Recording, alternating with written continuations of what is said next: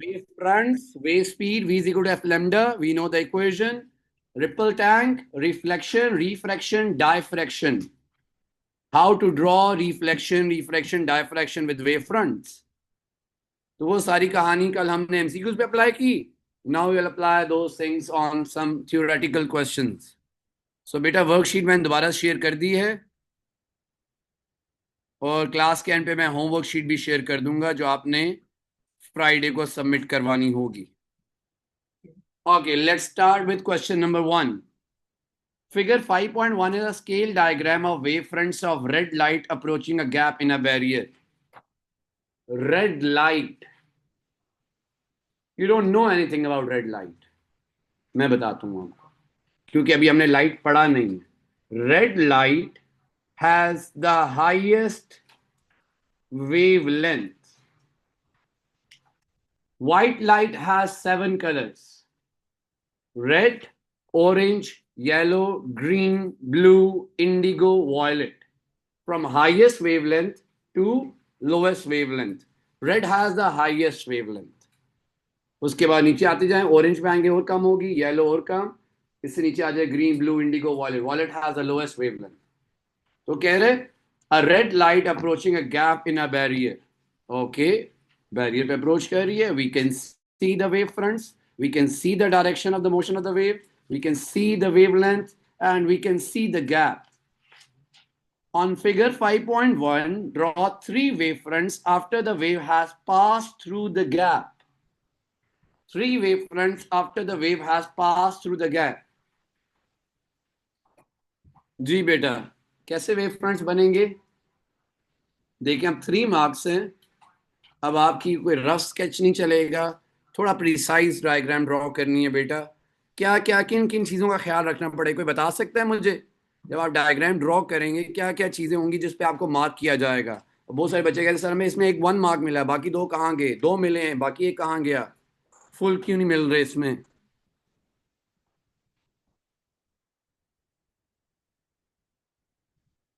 Yes, same wavelength 1 mark. Yes, diffraction, second mark. Three color, yes, 3 wave fronts, third mark. So beta, you have to draw 3 wave fronts. The center will be the barrier. The center will be the barrier. 3 wave fronts, 3 curved wave fronts with the same wavelength. Wavelength कितनी है पहले ये देख लें. और आपके लिए उसने बहुत बड़ा हिंट रखा हुआ है, स्केल डायग्राम है ये. इसका मतलब आप स्केल से मेजर कर सकते हैं वैल्यू वेवलेंथ की. बिफोर और आफ्टर वो वेवलेंथ सेम रहनी चाहिए. लेट्स, मुझे मेजर करके बताइए वेवलेंथ कितनी आ रही है. बिफोर बिफोर वेवलेंथ कितनी आ रही है? बिफोर वेवलेंथ कितनी आ रही है वाली मेजर करें ना. स्केल से, स्केल से मेजर करें. ये ले इब्राहिम, स्केल से मेजर करें. 0.8. तो जो भी बेटा आपकी वैल्यू आ रही है 0.8, 0.9, 1, whatever the value is. अब आपके जो वेव फ्रंट्स बाद में बनेंगे, they should be curved. You should have 3 curve wave fronts with the same wavelength of 0.8. Because you have a scale diagram, that's why you have to make sure कि आपके जो wave fronts हों वो भी इसी तरह एक्यूरेट हों.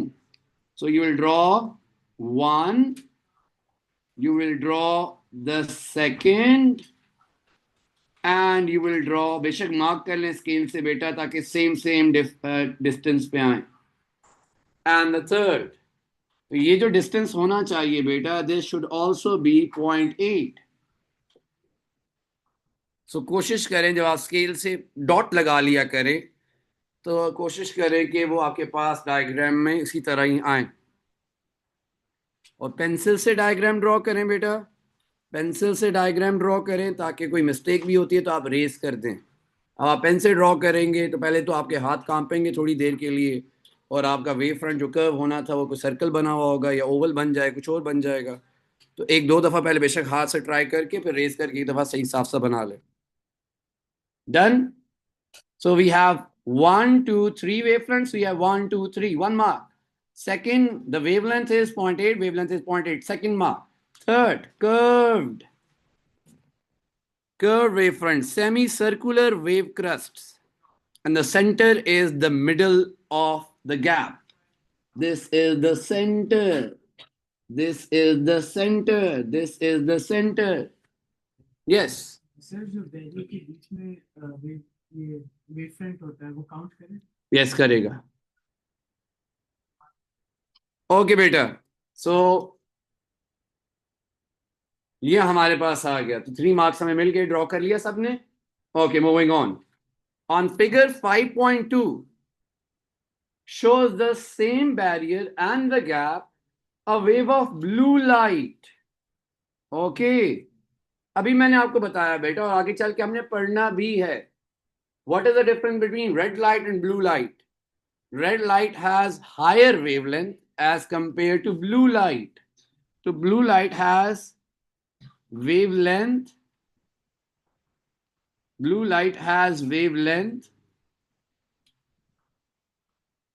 less than red light.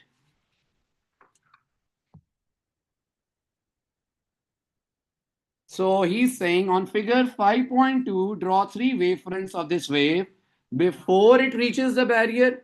पहले वाले भी नजर नहीं आ रहे. Draw 3 wavefronts after the wave passes through the gap. Passes through the gap. Okay. क्या चेंज आएगा from the previous diagram? Basically वही देखना चाह रहा है कि आपको इतनी सेंस है कि आप, क्योंकि आप वो डायग्राम, एक ही डायग्राम 2 बार क्यों पूछेगा वहां से? कुछ तो चेंज है. Gap size is same barrier, but instead of red light we have blue light. उसका इंपैक्ट क्या आएगा? Yes, very good. ये आपको दिखाना है बेटा. For the red light, the wavelength was 0.8. Now for the blue light, it should be less than 0.8.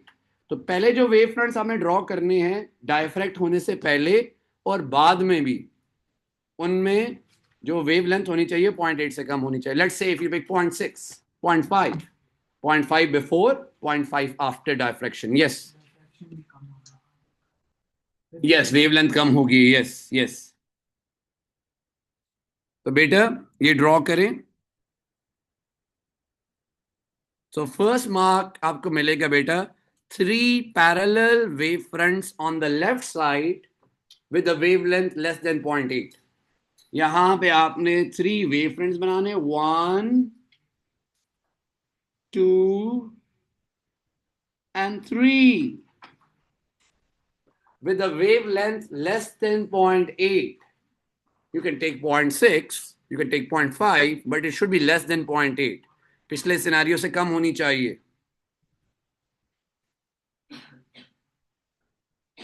नहीं मूसा बेटा,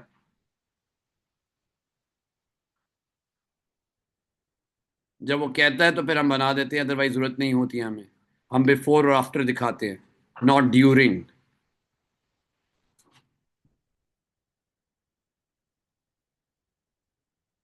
ओके. यस, बन सकता है. वो तो डायरेक्शन बता रहा है बस, वो तो कहीं बन सकता. So 3 parallel wave fronts on left, reduce wavelength. अब इनकी डाइवर्जेंस जो होनी चाहिए, it should be less than the previous diagram. वो थोड़े ज्यादा कर्व थे, ये थोड़े से कम कर्व्ड होने चाहिए बेटा. तो कोशिश करें. वेवलेंथ तो चेंज नहीं होगी, लेकिन इनका जो कर्वेचर है बेटा, वो as compare to the previous diagram कम हो.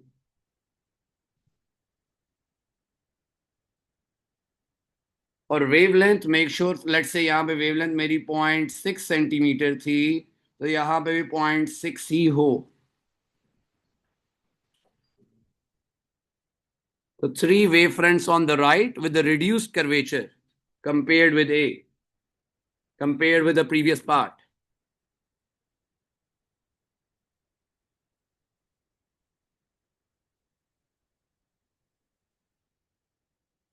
और बेटा ये लिखा होता है, अगर आप ये पूछ रहे थे बात, draw 3 wave fronts after the wave passes through the gap. Gap से पास होने के बाद. और ऊपर भी क्या लिखा हुआ है, after the wave has pass through the gap, not between. Gap से पास होने के बाद कैसे वेव फ्रंट्स आएंगे। सो ये डायग्राम बेटा हमें ड्रॉ करनी आनी चाहिए, तो यहाँ पे थोड़ी हमें एक्यूरेसी रिक्वायर्ड है, तभी हमें 3 मार्क्स मिलेंगे।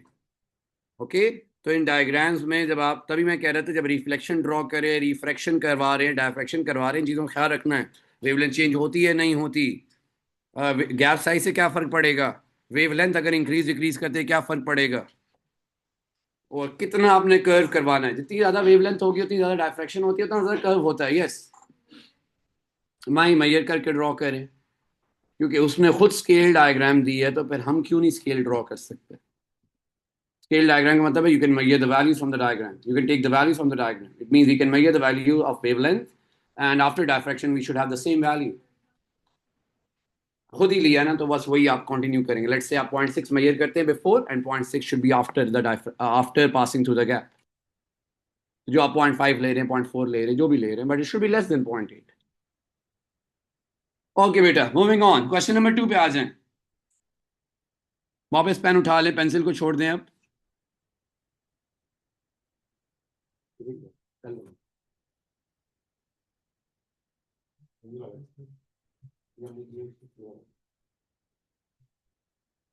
क्वेश्चन नंबर 2 पे आ जाए बेटा।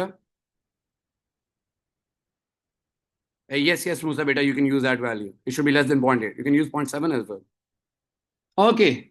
A student observed waves on the surface of water in a tank. The waves all have the same wavelength.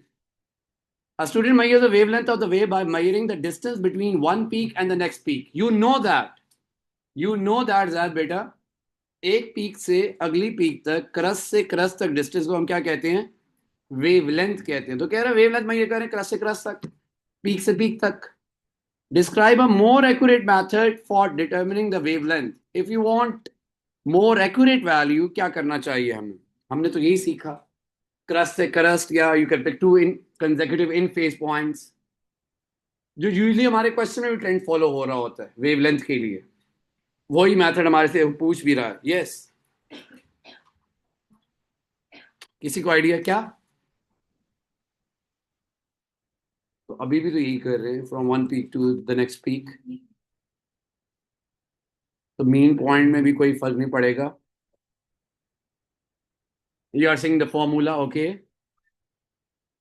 Okay okay, good good. जी बेटा, so Fatma, you are saying we'll use v is equal to f lambda। अब बेटा accurate, आपको पूरी physics में ये बात पता होती है, एक्यूरेसी के लिए जनरली एक जो हम काम कर रहे होते हैं, to reduce random error we repeat the process multiple times. एक तो ये काम करते हैं। सेकंड बेटा, यहाँ पे जो हमें काम करना है, instead of measuring one peak to the next peak, measure the length of multiple peaks, multiple wavelengths measure कर रहे हैं। लेट्स से ये वेव है आपके पास, ये वेव है आपके पास, ये आप अभी कह रहा था मेजर कर रहे हैं, कह रहे हैं इससे एक्यूरेट मेथड बताएं क्या हो सकता है। तो आप 3-4 पीक्स के डिस्टेंस मेजर करें, divided by the number of wave, number of peaks, divide कर दे बेटा। This is the more accurate way. So measure more than one wavelength, सबसे पहली बात जो आपने लिखनी है, the more accurate way is measure, क्या measure करना है, measure, अब ये याद रखना है बेटा, मोर देन वन वेवलेंथ। अभी आपने एक वेवलेंथ measure की थी, ज्यादा measure कर लें, 3-4-5 measure कर लें, measure more than one wavelength. उसके बाद एक के लिए क्या करना पड़ेगा आपको, divide, yes, and divide it by the number of wavelengths, and divide it with the number of wavelengths। और जनरली भी आप क्वेश्चंस देखेंगे ना बेटा, आपको दिया हुआ भी ऐसे ही होता है, वेवलेंथ डायरेक्टली कम ही देता है। अब ये देखें, for example, instead of measuring just this, you can measure this, तो कितनी होगी, 1 2, तो आप ये पूरी लेंथ मेजर करें, डिवाइडेड बाय 2 कर दें, आ जाएगी वेव। ये ज्यादा एक्यूरेट तरीका होता है, क्योंकि ज्यादा डिस्टेंस बढ़ गया ना आपके पास, जितना आपके पास वैल्यू ज्यादा होगी उतनी एक्यूरेसी ज्यादा हो जाएगी, उतना एरर होने के चांसेस कम होंगे। जितनी छोटी वैल्यू होगी उतने एरर के चांसेस ज्यादा होते हैं. So instead of just measuring this peak to this peak, you can take multiple peaks and divided by the wavelength, divided by the number of waves. तो ये काम बेटा हम कर सकते हैं. Okay. The wavelength of the wave is 4 centimeters. The frequency is 6 hertz. Calculate the wave speed. V is equal to F lambda. कोई conversion करनी है हमने? सेंटीमीटर को मीटर में कन्वर्ट करना है? नहीं करना. क्यों नहीं करना? जनरली तो हम करते हैं. आंसर यस, ये देखना है बेटा जी, आंसर पे गौर करना है. Centimetre per second. तो you need to find out the speed. Frequency 6, wavelength is 4, 24 centimetre. अब बेटा यहाँ पे अब आप लोग जो है कहते हैं कि सर इतनी मार्क किस चीज के, 1 2 3. अब डायरेक्ट आंसर जो लिख रहे होते हैं फिर वो कहते हैं मार्क्स सर हमें नहीं मिले. ध्यान रखा करे, मार्क्स के अकॉर्डिंगली बेटा देखा करे क्वेश्चन को. ओके, डायग्राम देखी देखी लग रही है, ड्रॉ की भी है ना हमने डायग्राम. सो वी नो कौन सा प्रोसेस है, ये डायफ्रैक्शन है या रिफ्लेक्शन है. दोनों में से कोई भी नहीं है, ये तो रिफ्रैक्शन है. Figure 6.1 shows water waves in a tank traveling from deep water to shallow water. मेहरबानी करके बताएं जरा मुझे डीप क्या है. Fast, less dense, fast. तो ये इसी के लिए तो बेटा हमने याद किया था. And shallow is S for shallow, S for slow and more dense. और जब आप लेस डेंस से मोर डेंस में जाते हैं, the waves they bend towards normal. Yes, the wave will bend towards normal. So we can see the diagram beta. State and explain what happened to the wave as they move from deep water to shallow water. Name the effect. Effect कौन सा हो रहा है ये? The effect is refraction. This is refraction. So we know the effect. This is refraction. And why the waves are going like this? ये क्यों हो रही है? कह रहे explanation भी दे. Waves are going from deep water to shallow water. Name the effect and why we have this. नहीं, बता के फिर वही बात. क्या? Refraction is because of the change in speed. Speed बताया ना, definition ही लिखी हमने बेटा. तो this effect of refraction is because of the change in speed. Refraction is because of the change in speed. क्यों towards आ रहा है, क्यों away जाते हैं बेटा? Refraction क्यों होती है? Because the speed changes बेटा, change of speed. तो वही डेफिनेशन को माइंड में रखें. Yes worker. Sir, can you mention that it is a change in median speed? Yes, you can write that thing, but you have to mention the change in speed. तो refraction basically वो effect पूछ रहा है और effect की explanation पूछ रहा है, इफेक्ट आ क्यों रहा है. Question number 3. A teacher demonstrated the behavior of wave by using water waves in a ripple tank. Figure 5.1 shows a cross section through part of the waves. Calculate the wavelength of the water waves. Use the information in figure 5.1. अब जो उसने question हमारे से पूछा था ना, वो आपको अप्लाई करके दिखा रहा है कि whenever you need the wavelength, ज्यादा डिस्टेंस मेजर कर लें. जो हम कह रहे थे, ज्यादा डिस्टेंस मेजर कर लें और डिवाइडेड बाय द नंबर. सो अभी वेवलेंथ बेटा पूछ रहा है, तो वेवलेंथ क्या होगी, कितनी बन रही है हमारे पास? टोटल उसने 18.2 दिया है, पूरा 18.2 है. तो ये हो गया 1 2 3 4 5 6 7 वेवलेंथ बन रही है बेटा. चेक करें, 7 बन रही है ना. इधर देखें, 1 2 3 4 5 6 7. तो 18.2 divided by 7 is 1 wavelength, and that is 2.6 centimeter. बेटा खुद देखें, जो पूछा उसने हमारे से खुद भी अप्लाई करके दिखा रहा है. और जो हमने आंसर किया था, यही आंसर किया था कि ज्यादा लेंथ मेजर कर लें, डिवाइडेड बाय नंबर कर दें. 2.6 is the right answer.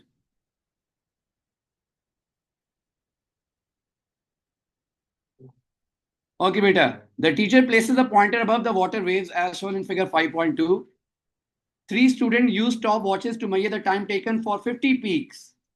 50 peaks. It means 50 waves to pass the pointed Figure 3.1 shows the measurements. On the line below each stopwatch, state the time measurements in seconds.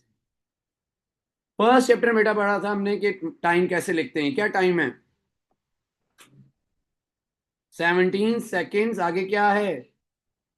24 seconds. क्या होगा बेटा? ये जो third value हमने बात की हुई है, this third value represents 100th of a second. So this is 24 divided by 100, 0.24.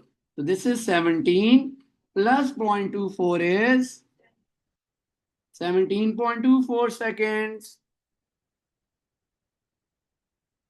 17.24 seconds. What about the second one? 17.14. What about the third one? 16.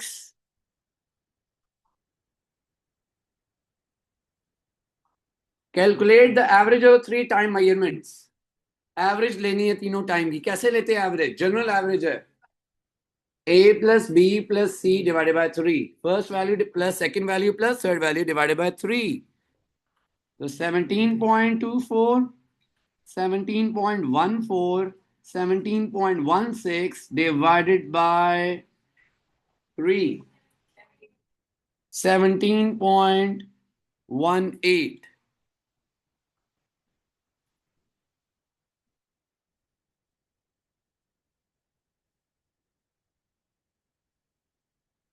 तो 17.18 आ गया. थर्ड पार्ट पे आ जाए. Calculate the frequency of water waves using your result in B part 2. Frequency of water waves using result in B part 2. Frequency निकालनी है बेटा. Frequency निकालनी है. Frequency कैसे आ सकती है हमारे पास? फ्रीक्वेंसी क्या होती है? नंबर ऑफ वेव प्रोड्यूस्ड पर सेकंड. एक सेकंड में कितनी वेव प्रोड्यूस हुई हैं या पास हुई हैं from a point, that is frequency. अभी जो बेटा टाइम आया, क्या ये 1 सेकंड? ये आपके पास कितनी वेव्स का टाइम आया? 17.18 सेकंड्स. कितनी वेव्स का टाइम है ये बेटा जी? ये लिखा हुआ है ना ऊपर 50 पीक्स. 50 पीक्स का टाइम है बेटा. 17.18 सेकंड्स लगे for 50 waves. Frequency is number of waves produced पर सेकंड. एक सेकंड में कितनी वेव्स प्रोड्यूस हुई हैं वो हमने बतानी है बेटा. 17.18 में 50 हुई हैं. फ्रीक्वेंसी इज 1 सेकंड में कितनी हुई हैं? हाँ, बस क्रॉस मल्टीप्लाई करें इन्हें. 17.18x equal to 50, x equal to 50 divided by 17.18. आ गई फ्रीक्वेंसी आपकी, विच इज 2.9 हर्ट्ज. बिल्कुल सही कह रहे हैं बेटा. रेशो तो यूज करें ना. No, in the previous question एलिजे बेटा उन्हें जो पूरी वैल्यू सारी दी हुई थी ना, वो 4 में दी हुई थी. जो जिसमें वैल्यू दी हुई उसी में हम लिख रहे हैं, क्योंकि हमारी क्वांटिटी चेंज नहीं हुई. यहाँ पे आप कर सकते हैं 2 में, क्योंकि यहाँ पे आपने नई चीज निकाल ली है. ऐसी चीज नहीं है जो क्वेश्चन में है हमारे पास.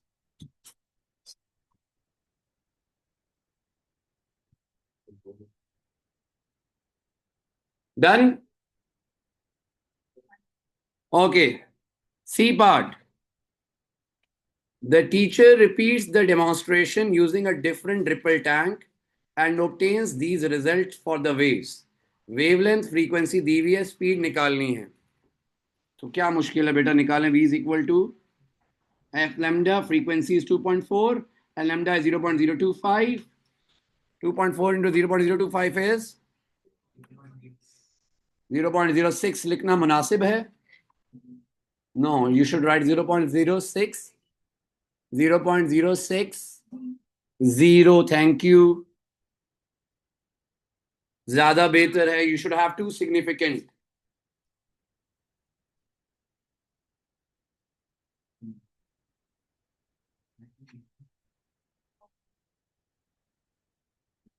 आगे चलें बेटा. क्वेश्चन नंबर 4 पे आ जाए.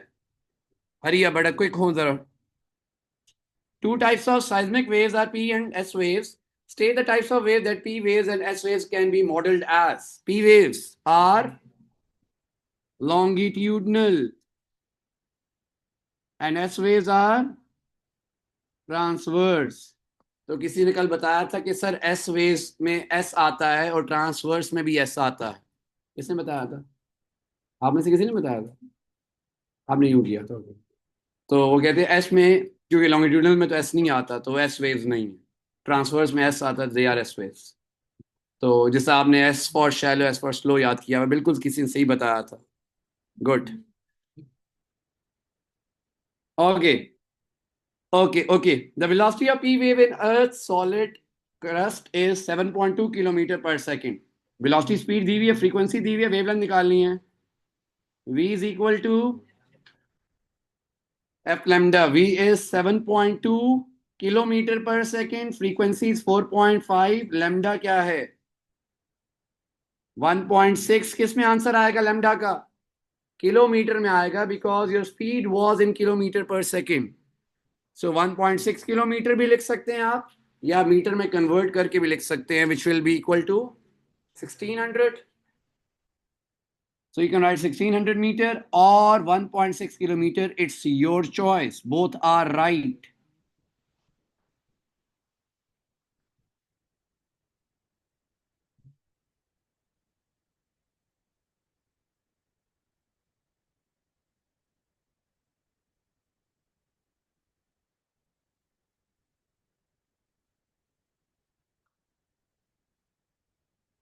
क्वेश्चन नंबर 5 पे आ जाए बेटा। क्वेश्चन नंबर 5 पे आ जाए। Figure 6.1 shows wave crest and the direction of the travel of a water wave approaching a barrier in a large ripple tank. In a large ripple tank. The wavelength of the wave is 1.6 centimeter. On figure 6.1, draw the direction of the travel of the reflected wave. Reflected wave draw करनी है, direction पहले कह रहा है, और दूसरे part में कह रहा है 3 successive reflected wave crust. Crust भी ड्रॉ करने हैं हमने, जो उसने ड्रॉ किए हुए हैं। तो बेटा सबसे पहले क्या ड्रॉ करना है? Normal, thank you. बाकी सो रहे हैं। नॉर्मल ड्रॉ करें बेटा, तभी पता चलेगा रिफ्लेक्टेड रे कहाँ जा रही है बेटा। ज्यादा कम तो नहीं होना चाहिए ना, angle of incidence and angle of reflection they should B equal.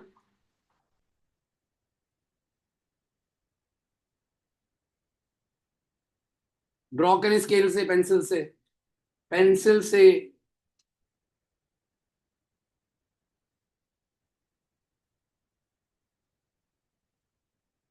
क्या आ रहा है?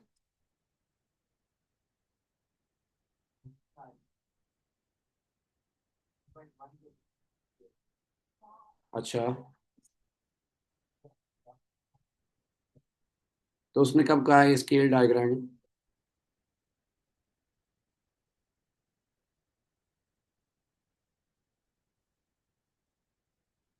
ओके, सो ये हमने फर्स्ट पार्ट कर लिया बेटा। सेकंड मार्क के लिए you have to draw 3 successive reflected wave crest. Reflected wave crest, make sure बेटा जो आपको डिस्टेंस नजर आ रहा है उतना ही होना चाहिए। वन वन, तीसरा बिठाते हैं बेटा, तीसरा बिठाते हैं। पहले ये लिख लेना, एडजस्ट करते हैं सबको। ये देखिए 1 2, गैप इक्वल है। इट शुड बी परपेंडिकुलर बेटा, एक और बात का ध्यान भी रखना, परपेंडिकुलर हो डायरेक्शन के। You know wave fronts they are perpendicular.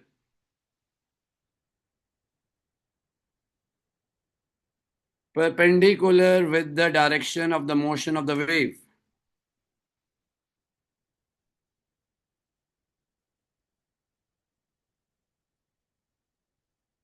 वो एरो से बता दिया नुमान बेटा, तो स्पेसिफाई करने की जरूरत नहीं है, बस डायरेक्शन पता चल गई, ये रिफ्लेक्टेड है, ये वेव फ्रंट्स आ गए और नॉर्मल वगैरह आ गया हमारा।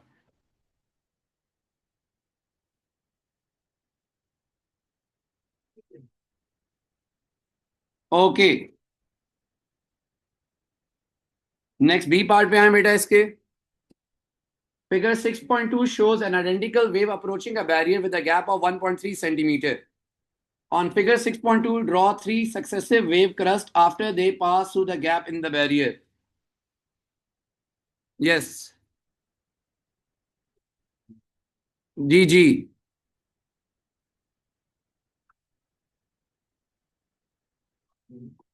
वही बेटा जो आपने फर्स्ट क्वेश्चन में काम किया, फर्स्ट क्वेश्चन में जो आपने काम किया, curve wave fronts, 3 curve wave fronts, 3 curve wave fronts,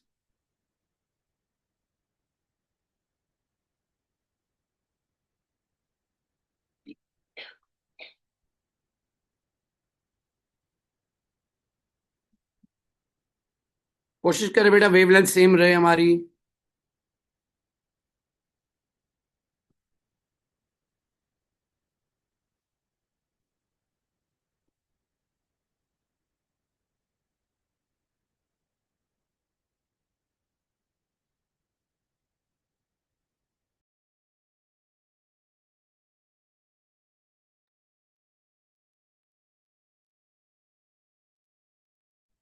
draw कर लिया बेटा, ये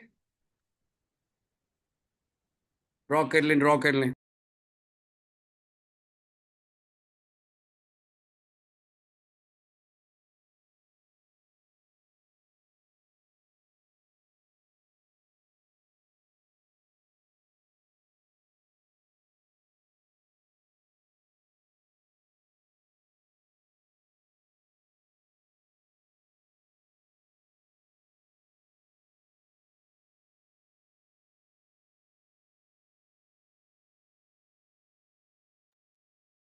उतना ही मूसा बेटा डिस्टेंस रख ले, वैसे फर्क नहीं पड़ता, उतना ही डिस्टेंस रख ले जितना लास्ट जो है आपके पास ये वाला था, जितना ये है ना दूर,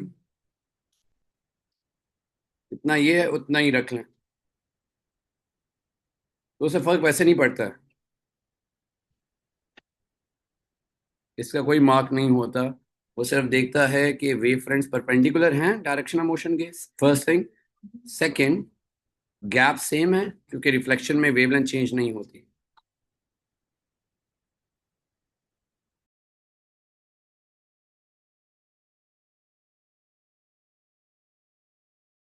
ओके बेटा नेक्स्ट पे आए। C part of the question, the frequency of the wave is 4 hertz, speed निकालनी है। v is equal to F lambda, V F 4 है, लेमडा किधर दिया हुआ है हमें, किधर दिया हुआ है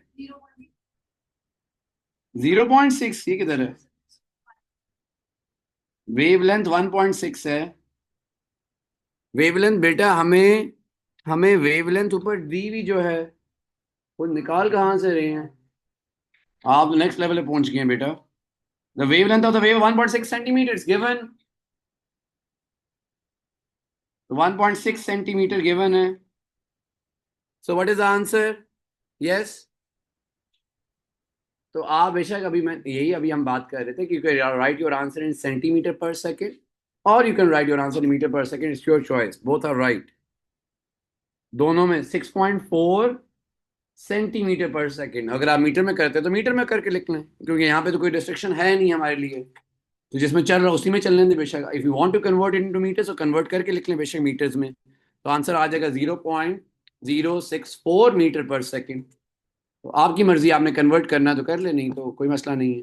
अदरवाइज ब्लैंक के साथ जब यूनिट लिखा होता है फिर हम रिस्ट्रिक्ट हो जाते हैं कि हमें आंसर उसी यूनिट में देना है।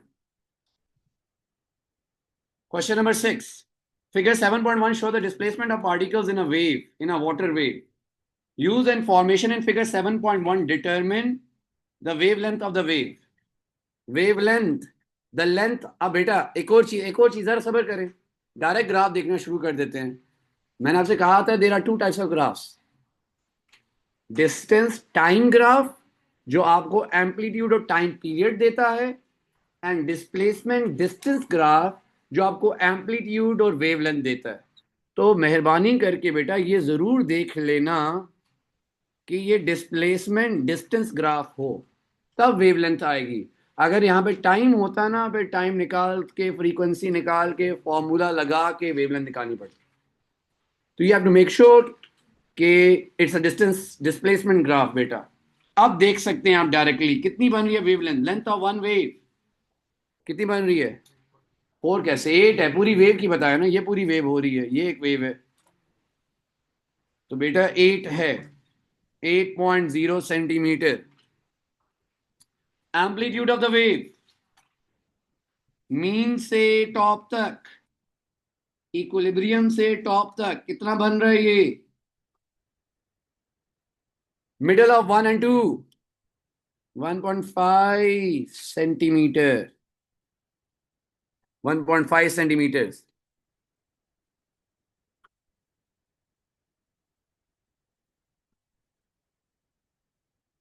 तो ये तो आपने डायरेक्ट आपने ग्राफ से देख के बता देना बेटा।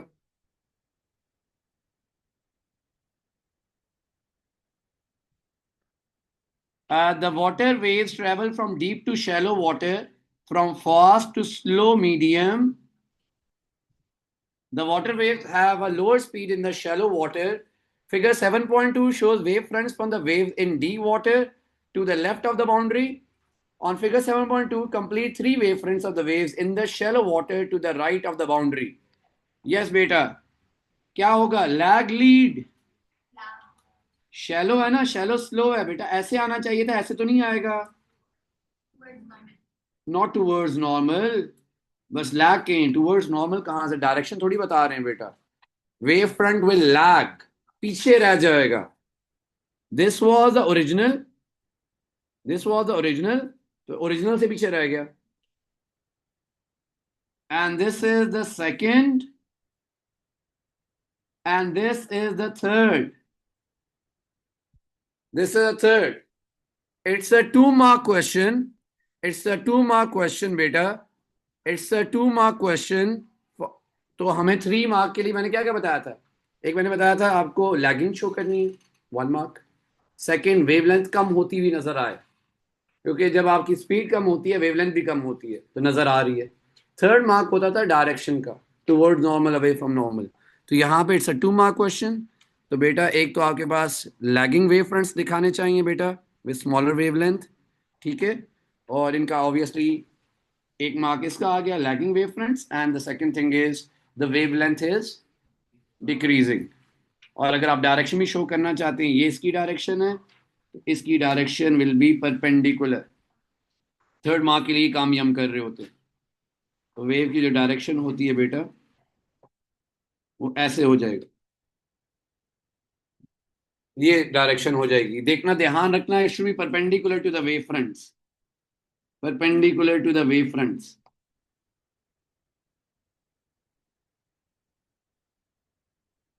State the term for the process at the boundary. ये कौन सा प्रोसेस हुआ बेटा? ये कौन सा प्रोसेस है? Refraction. This is refraction.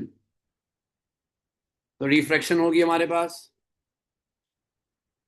Refraction, refraction.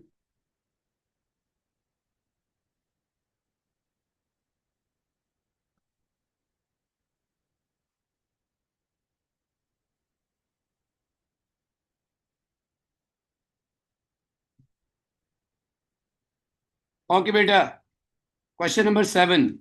Figure 6.1 shows crust of the plain water wave approaching a barrier with a gap. Draw three crust of the water wave to the right of the barrier. अब तो बेटा हमें use to हो जाना चाहिए। Wave front semi circle होंगे, wavelength should be same, same wavelength वाले आ जाएंगे हमारे पास।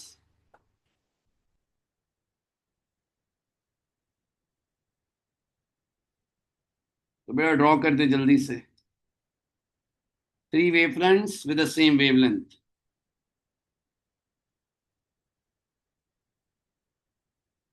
Three wave front with the same wavelength.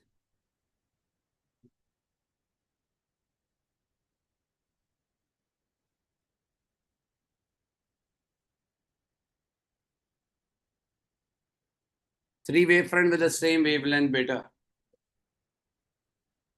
और नेक्स्ट पार्ट बेटा कह रहे हैं, on figure 6.2 shows crust of a plain water wave in a deep water approaching a region of shallow water. The water wave moves more slowly in shallow water. Three crusts of water wave in the shallow water, direction of travel of the wave. वही बेटा, वो ही हमने करना है, lag show करना है। जल्दी से लैग शो करेंगे बेटा।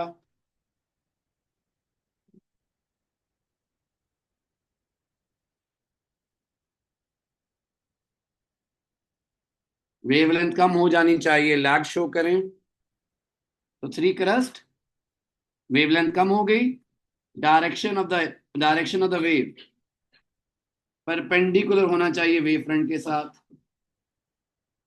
Line should be perpendicular to wave fronts.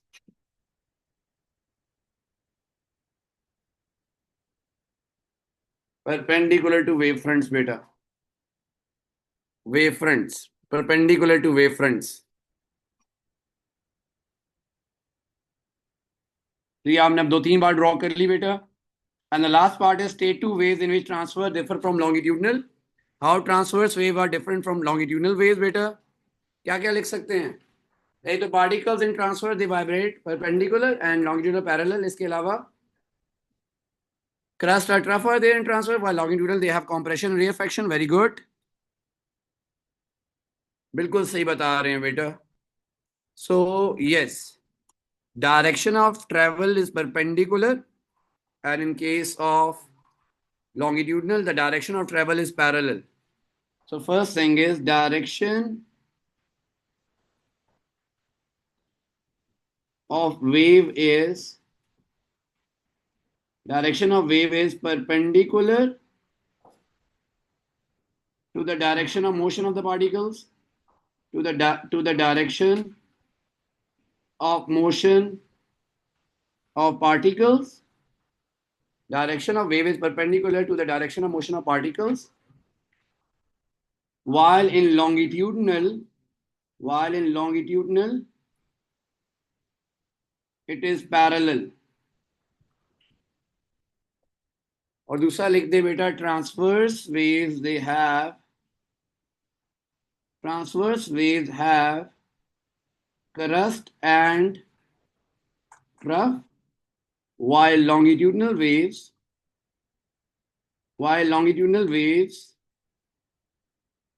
have क्या होता है while longitudinal wave है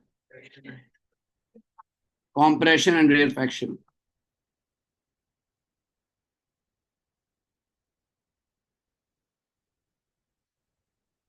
ठीक होगी बेटे बात. Yes, those who are online.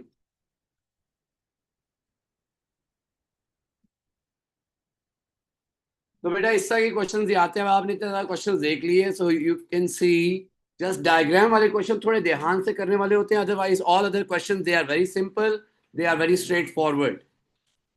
Just diagram को पेंसिल से ड्रॉ करना है, चाहे डायफ्रैक्शन है, चाहे रिफ्लेक्शन है, चाहे रिफ्रैक्शन है बेटा, उन्हें ध्यान से ड्रॉ करना है. बाकी सारे v is equal to f lambda, v is equal to f lambda, you know what wavelength is, you know what amplitude is. तो वो सारी चीजें बेटा आपको आती हैं. बेटा आपसे होमवर्क शीट अभी शेयर हो जाती है, and you will submit that sheet on Friday. Today is Wednesday, tomorrow is Thursday, and you have to submit this worksheet on Friday. Group में भी शेयर कर दिया बेटा, मैं यहाँ पे भी शेयर कर देता हूँ ऑनलाइन वालों के लिए.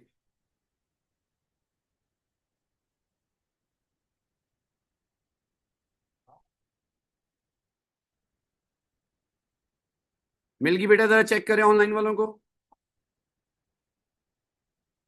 नहीं, ऐसा वेव सेक्शन का पार्ट है, लेकिन इस चैप्टर में नहीं है. यस ईमान बेटा, यस बिल्कुल.